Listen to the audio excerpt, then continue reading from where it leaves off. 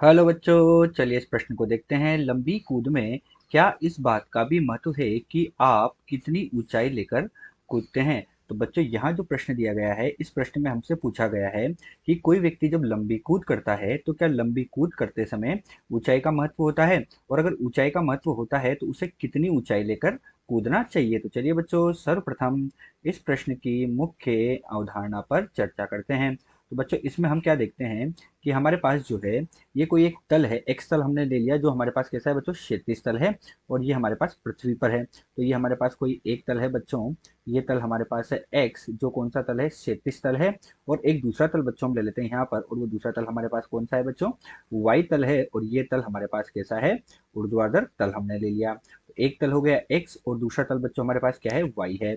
अब हम मानते हैं कि कोई व्यक्ति जो है इस तल में बिंदु ओ जो है, ये हमने बिंदु ओ मान लिया, यहाँ से एक व्यक्ति जो है वो लंबी कूद करना प्रारंभ करता है। और वो प्रारंभिक वेग u से, कि कौन सा वेग ले लिया बच्चों हमने, प्रारंभिक वेग u ले लिया। जब वो लंबी कूद करता है तो प्रारंभिक वेग u से थीटा कोण पर वो लंबी कूद करना प्रारंभ करता है। तो उसने प्रारंभिक वेग u और थीटा कोण पर जब वो लंबी कूद प्रारंभ करना प्रारंभ करेगा, तो बच्चों ये जो पृथ्वी है इसके तल पर कर रहा है, तो उसके गुरुत्व के कारण वो क्या होगा बच्चों, कुछ इस तरह से लंबी कूद करेगा। अर्थात वो क्या करेगा बच्चों, प्रक्षेप्य गति जो है वो प्रस्तुत करेगा। अर्थात वो बिंदु ओ से प्रारंभ हुआ और वो कहाँ तक पहुंचा बच्चों, ओ डेश तक पहुंचा। तो वो कौन सी गति करने लग जाता है बच्चों, प्रक्षेप्य गति करने लग जाता है, तथा उसका पथ जो है वो कैसा हो जाता है, वक्रीय पथ हो जाता है। तो ये प्रक्षेप्य गति हमारे पास हो गई, या इसको हम बच्चों क्या बोलते हैं, प्रक्षेप्य पथ बोल सकते हैं। तो ये हमारे पास प्रक्षेप्य गति का प्रक्षेप्य पथ होगा। तो ये बिंदु ओ पर था बच्चों एक व्यक्ति जो लंबी कूद करने लगा, और कैसी गति प्रदर्शित कर दी उसने, प्रक्षेप्य गति। तो बच्चों, मुख्य उदाहरण में हम बोल सकते हैं कि लंबी कूद करता हुआ एक व्यक्ति,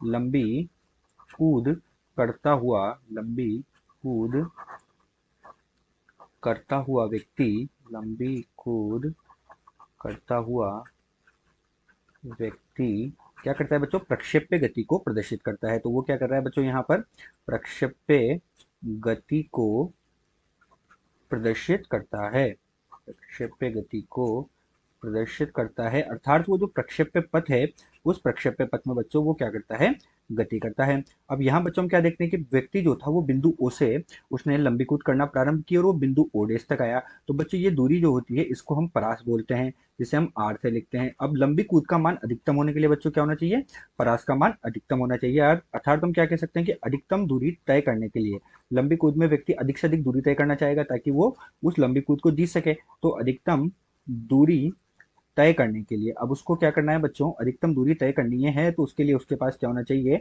परास का जो मान है वो अधिकतम होना चाहिए। तो अधिकतम दूरी तय करने के लिए क्या होना चाहिए, परास को बच्चों हम आर से बोलते हैं। तो का मान आर का मान अधिकतम होना चाहिए, आर का मान अधिकतम होना चाहिए। तो बच्चों, यही हमारे पास इस प्रश्न की मुख्य अवधारणा है कि लंबी कूद करता हुआ व्यक्ति जो है वो प्रक्षेप्य गति करता है, तथा उसके द्वारा अधिकतम दूरी को तय करने के लिए परास का मान अधिकतम होना चाहिए। तो बच्चों, अब हम देख लेते हैं इस प्रश्न को, अब हम हल करते हैं। तो बच्चों, हम जानते हैं कि जो प्रक्षेप्य गति होती है उसमें जो परास होती है वो निम्न सूत्र के द्वारा दी जाती है।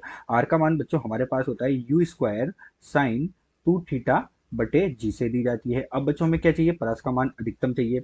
अर्थात आर का मान हमें क्या चाहिए बच्चों, अधिकतम चाहिए। आर का मान अधिकतम होने के लिए बच्चों हमारे पास क्या आना चाहिए, आर मैक्सिमम के लिए। तो आर का मान हमारे पास अधिकतम होना चाहिए, इसके लिए हमारे पास बच्चों साइन टू थीटा का मान अधिकतम होना चाहिए। और साइन टू थीटा का अधिकतम मान बच्चों कितना होता है, हमारे पास साइन का अधिकतम मान एक के बराबर होता है। तो यहाँ से बच्चों साइन टू थीटा बराबर हमारे पास कितना हो जाएगा बच्चों, साइन 90 डिग्री। साइन 90 डिग्री का मान हमारे पास कितना होता है, एक होता है। तो दो थीटा का मान बच्चों 90 डिग्री के बराबर हुआ, अर्थात थीटा का मान हमारे पास कितना हो जाएगा बच्चों, 45 डिग्री के बराबर हो जाएगा।